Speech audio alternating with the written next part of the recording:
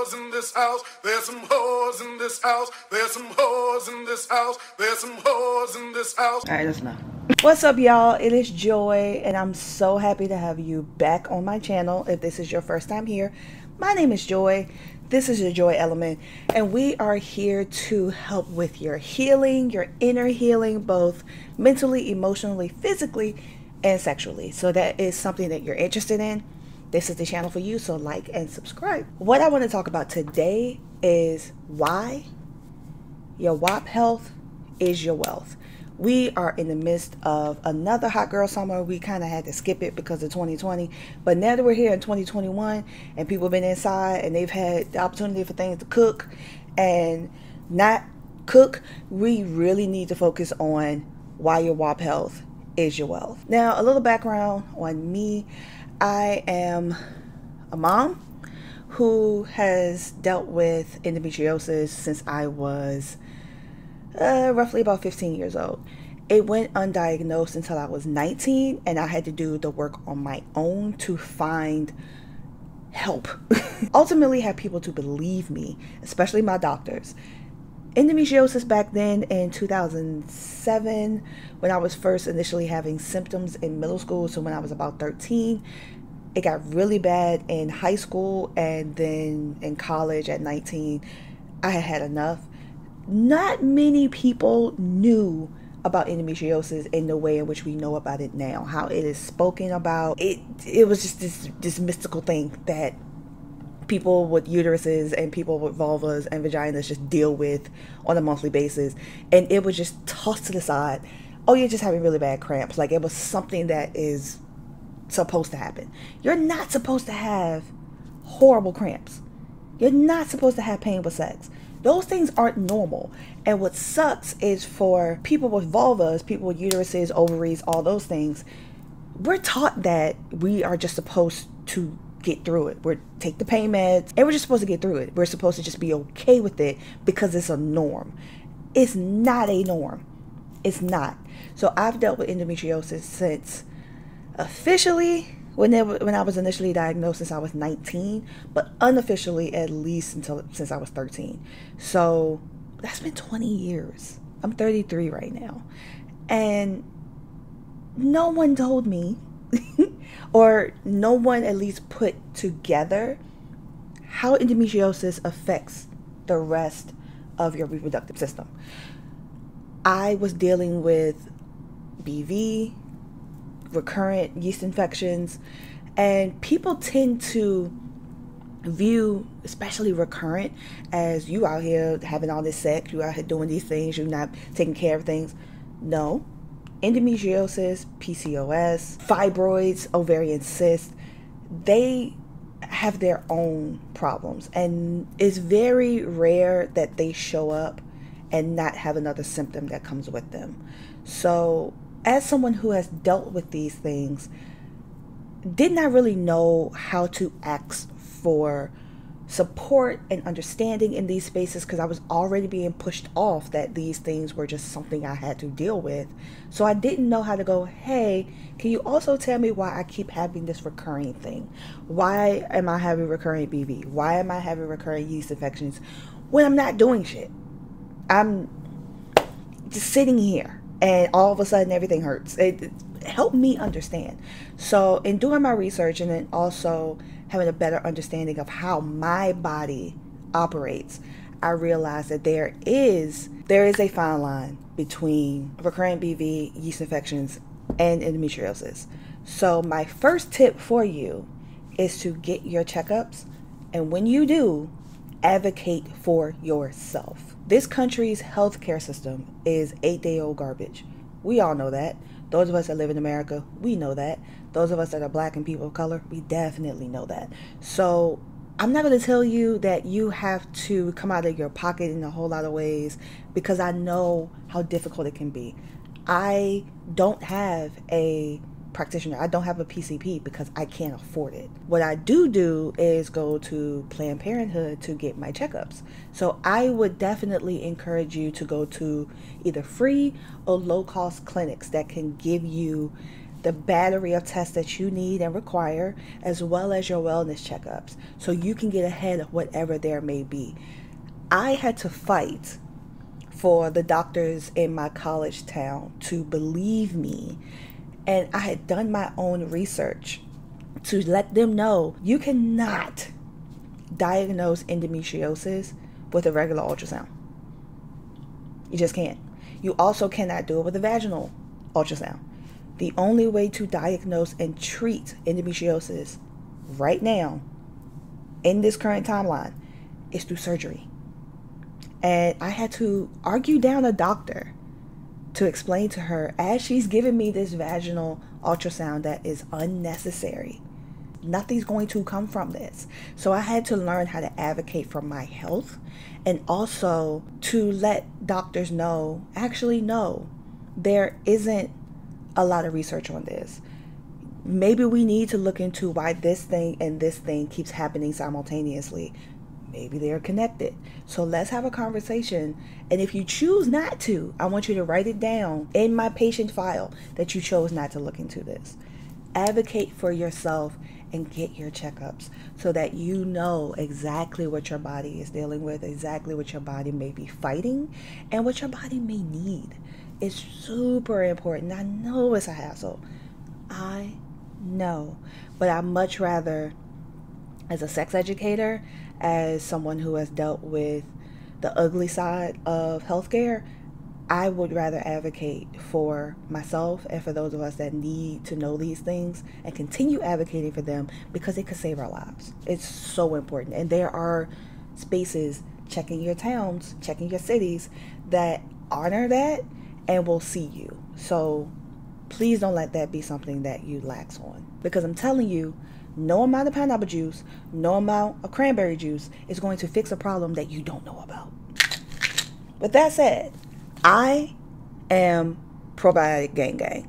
I love probiotics because it has been the only thing that has helped me with this recurrent BV and recurrent yeast infections. It is embarrassing to not know where this shit is coming from. It's because it can affect your emotional health. It can affect your sex life, because it's embarrassing. You don't know what's going on. And probiotics, if you're able to take them, you have to research that as well. And that's why it's really important to see your doctor, or to see a doctor. That's why it's so important, because you need to make sure that you're not allergic and that it's not doing more harm than good. So don't just take things because I'm telling you to take them. Do your research. Now, what exactly are probiotics? So those of us, well, everybody really, but especially those of us that have vulvas, we have this particular biome or microbiome that is in our vaginas naturally. And if there is either an underproduction or especially an overproduction, things can get out of whack. And how can things get out of whack? Your cycle, sex, whether unprotected or protected, because it's, something going in there and screwing shit around. Your food intake, whether or not you're drinking a lot of alcohol or anything that has a lot of sugar in there, or it could just be your chronic conditions that you may have that your body is trying to overcompensate for. That's why these things can be so recurrent, and that's why it needs to be understood that endometriosis rarely shows up by itself. PCOS rarely shows up by itself. They tend to come with fibroids. They tend to come with ovarian cysts. So we need to figure out why and how we can better treat them. We still haven't figured out what causes endometriosis, so everything is a crapshoot. But as we're trying to mitigate the symptoms, as we look for the root, probiotics can help to treat and prevent BV and yeast infections. Because we've all had those instances where you're a little twangy, and it's uncomfortable, it's embarrassing, it feels like and it's not you not doing your work, it's not you not washing your ass, it's not that. It's more what's happening in this space, what's happening in your body that you need to know about, and how can you help yourself as you work with your doctor, as you work with your practitioner, to make things work better for you. Probiotics work for both gut and vaginal health, so it can help with digestion.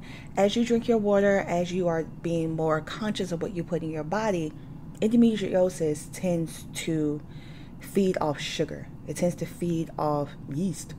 And so if you're eating a lot of bread, if you're eating a lot of sugar, if you're not really following these things up with healthy alternatives, it can cause all sorts of shit. And it's not fun. It's not pretty. And how you can best help yourself is really get into what you are eating, what you are intentionally putting into your body, both in your mouth as well as in your vagina, being very intentional in those spaces. Like I said, drink your water.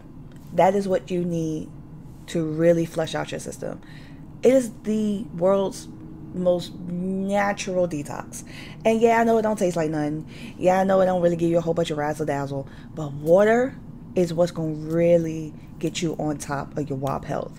On top of your checkups, on top of your probiotics, water. I know, but pineapple juice. But pineapple juice is filled with sugar.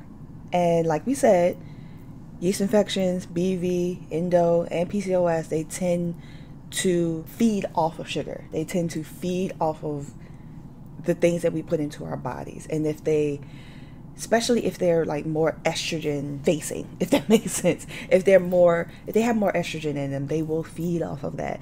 And what is the product of that tends to be yeast infections and BV, and it's not pretty. It's not pretty. So how you flush yourself out, the most natural way, it don't have to be a tea all the time. It doesn't have to be the master cleanse. Water. Drink your water. If you need to make it fun for you, do an app. There used to be an app that I used. I cannot remember the name of it right now, but when I find out, we'll put it in the notes. There used to be an app that I used that every time I drank water, I would have to hit the plant that's on the app to indicate how much water I've drank. And if I have not drank water, the plant is dead at the end of the day. So as somebody who does not have a green thumb, both digitally and in real life, that really affected me, and it caused me to drink more water because I didn't want my plant to die. If you need to do something like that, if you need to get one of those big gallon joints that you gotta lug with you every day, and you gotta paint it and put your name on it and do whatever you need to do to make sure that you do your thing, that's what you can do. But drink your water. It's going to help. Again, I know it don't taste like nothing. It tastes like air, but it's the best thing for you. So stop getting in the way and drink your water. Wash thoroughly. Full disclosure, I have a lot of hair everywhere. I just have a lot of hair on my head, everywhere. Once puberty hit for me, hair was everywhere. So when I'm washing, I have to be very intentional, especially if I've grown out my hair, it's in between waxes. I need to be very intentional on how I wash and how thoroughly I wash, because whether shaving or in waxing, more prone to ingrown hairs, and they are very painful. So if you are someone who uses something when you are washing, because some people just use their hands. I'm not one of those people, because my skin, from what I was told, which does not seem to apply for my feelings, but apparently in real life I have thick skin. So my skin is soft, but it's thick. It take a lot to get through it. And so I need to exfoliate every day to continue to have the softness, even though my skin is rather thick. And that also does not help when I have thick hair. So I have to be very purposeful with how I wash. So I exfoliate every single day. Do I use like a chemical exfoliant or even a sugar-based exfoliant? No. I use an actual rag. In fact, let me find it. I use this. So it is a netted washcloth. I cut it to size because it's pretty huge. And I cut it to size, and when I am done with my one piece, I cut the next piece. And that helps me to exfoliate with my wash of choice, which is Honey Pot. This is not sponsored, but I wanted to be sponsored. I use that with my wash of choice, so I exfoliate every single day. I also do not use the same cloth on my vulval region that I would use on my butt. I don't. That's cross-contamination, and I try to avoid that as much as possible.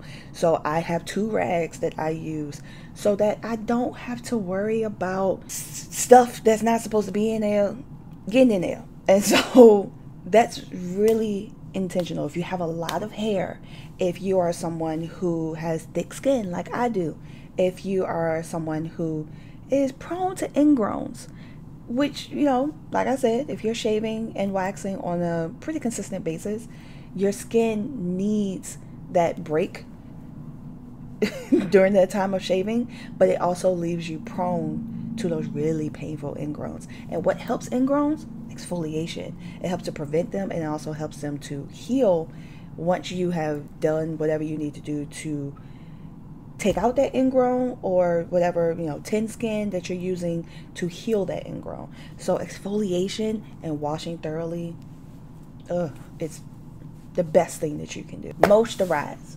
You need to moisturize your vulva area.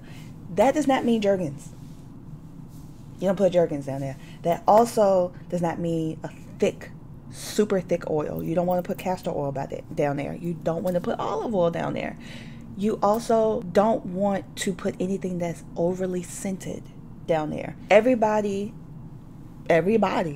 is different, and it will respond to stimuli differently. So just because you can use coconut oil on your hair does not mean you can use it in your vulva region. Vulvas are very sensitive. The skin is very thin. It's this microcosm. And think of it as a rainforest in the middle of your body, and you just throw anything into the rainforest, it's going to mess up the flora and fauna. Like, you really don't want to do that. And then your way of like, but I'm just trying to make sure that the leaves are moist. No, you have to be very intentional how you do that. So if you are someone that can do nut oils, coconut oil, sweet almond oil, those work really well. If you are someone who is prone to ingrowns, maybe prone to boils or any of those things, you want to potentially mix that with tea tree oil. And tea tree oil is not to go into your body as is. It needs to have a carrier oil. So whichever carrier oil you choose that is welcome to your body, that your body is like, yes, we like this, that's the one that you need to go with, and consistently using it. Once you hop out the shower and your skin is still wet, rub that oil in, child. That's what you need to do.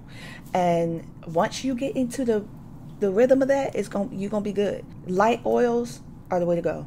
Don't slather on castor oil and be like, oh, I look real. No, you're gonna cause yourself to break out. That's not gonna be fun. Put your vaginal health first. Yes, there's going to be moments where you want to go without condoms. Yes, there are going to be moments when you want that ice cream and you don't give a damn about what it's going to cause. Yes, there are going to be moments where you hold your pee in for too long. That's me. I tend to do that. It's a really bad habit that I'm trying to break. More than anything, put your vaginal health first. Like, if you're having a yeast infection, you're dealing with those things, your skin might get more itchy. You might become more irritable. Really put your vaginal health first. It matters.